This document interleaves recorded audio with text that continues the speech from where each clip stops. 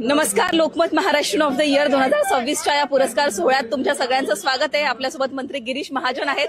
Sir, पहिल्यांदा तर काय सांगाल, लोकमतच्या मंचावर आहात, काय वाटतंय? निश्चित मला नेहमीच आपल्या मंचावर येताना आनंद वाटतो.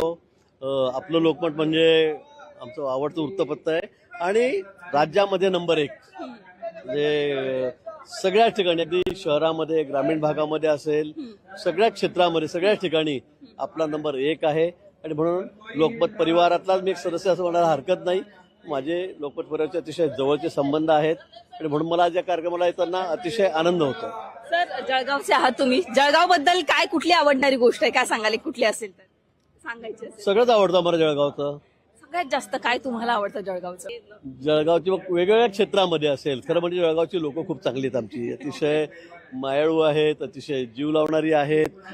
मला निश्चित आज मला लोकमतच्या या कार्यक्रमाला येताना मुंबई की जळगाव?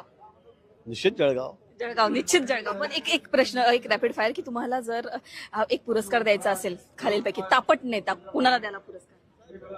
तापट नेता? तापट? हो, तापट नेता.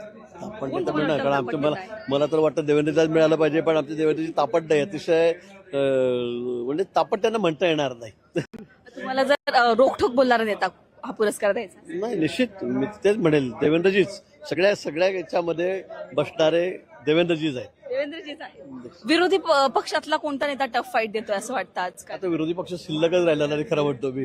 कुठे काय, आता मी विधानसभेत मी 35 वर्षाला या ठिकाणी आहे, पण काही नाही, विरोधी पक्षाकडे शिल्लकच राहिलेला नाही, काहीच राहिलेलं नाही. म्हणजे आमच्यातल्याच लोकांना विरोधी पक्षाचं काम करावं लागतं कधी कधी, अशी परिस्थिती झालेली. ग्रासरूट लेवलला कनेक्ट असलेला नेता, लोकांमधला नेता.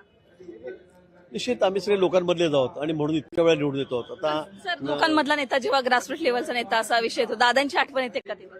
दादा तर खरंच आता काय बोलावं मला कळत नाहीये, पण दादा अतिशय जनप्रिय नेता होते. अगदी तळागाळाच्या लोकांपर्यंत जाऊन पोहोचणारे त्या ठिकाणी नेते होते, हे आपल्याला मान्य करावं लागेल. आणि पण दुर्दैवाने दादा आमच्यामध्ये नाही आहेत. आमचे शिंदे साहेबही तसे तळागाळातलेच पर्यंत पोहोचलेले असे आमचे नेते आहेत. देवेंद्रजी बद्दल तर बोलायलाच नको. मला वाटतं एक वेगळंच त्यांच्या बाबतीत किती बोलावं मला हे सांगता येणार नाही. पण खरंच आमचे सर्व नेते जे आहेत, विशेष करून महाआघाडीमधले, महाविकास म्हणजे महायुतीमधले सगळे नेते जे प्रमुख, ते अतिशय चांगले आहेत. दुर्दैवाने दादा आमच्यातून निघून गेलेत, त्याचं दुःख मात्र आम्हाला सगळ्यांना आहे. पण सर, ते एक नायक मूवी सारखं जर तुम्हाला एक दिवसाचं मुख्यमंत्री बनवलं तर काय इच्छा आहे तुमची बनायची? अजिबात नाही. नाही? देवेंद्रजी चांगले आहेत. पण तरी सर, एक असतं ना की आपली पण एक इच्छा असते कधीतरी आपल्याला पण.